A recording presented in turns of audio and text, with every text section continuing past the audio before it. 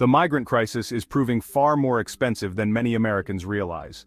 A recent study by the Federation for American Immigration Reform, FAIR, reveals that U.S. taxpayers spent approximately $150 billion last year on government services and support for the 20 million illegal migrants in the country. Much of this burden falls on state and local governments.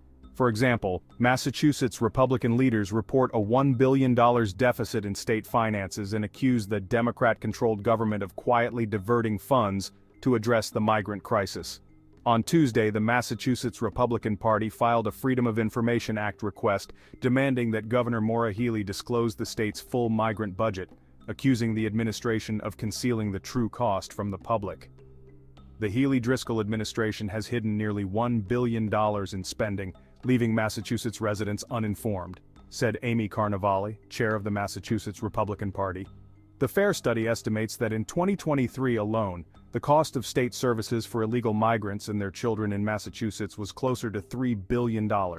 In New York, the state comptroller predicts that the migrant crisis will cost state taxpayers $4.3 billion through 2025, with New York City taxpayers bearing a $3 billion burden in fiscal year 2024 alone. According to FAIR, the 1.45 million illegal migrants and their children in New York already cost taxpayers nearly $10 billion in 2023. While most states report migrant-related expenses focused on emergency housing and aid, FAIR's analysis includes the full range of state services used by illegal migrants, such as education, healthcare, law enforcement, legal costs, and welfare. This comprehensive approach reveals significant discrepancies between state reports and the estimated true costs of supporting migrants. FAIR also includes the costs of U.S.-born children of illegal immigrants, a factor often overlooked in other reports. As long as we continue to allow millions of people to enter the country illegally each year, the costs will inevitably increase. FAIR spokesperson Ira Mailman told the Post, "It's just common sense. Bringing in large numbers of people, many working off the books for very low wages, will lead to enormous social costs," he added. No state has been spared from these expenses. According to FAIR, even West Virginia, which spent the least on migrant care, still incurred costs exceeding $33 million.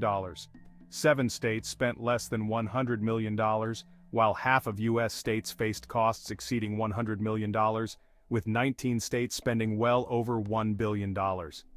California led the nation, spending nearly $31 billion to care for illegal immigrants and their children, followed by Texas at more than $13 billion, Florida at more than $8 billion, and then New York and New Jersey.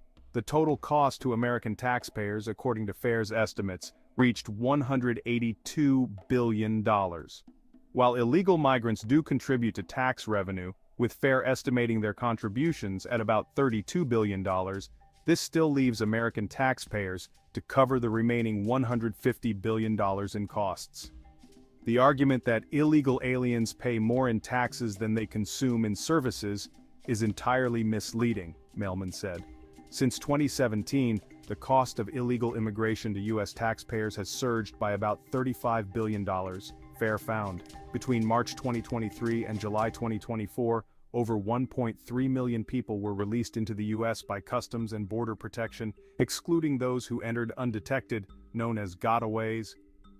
It's an outrage to spend taxpayer money on supporting people who don't even have the legal right to be here, said Chris Clem, former Border Patrol chief of the Yuma sector in Arizona. The federal government's policies are allowing this to happen. All they have to do is get arrested, turn themselves in, and get released. They're getting opportunities that you and I don't.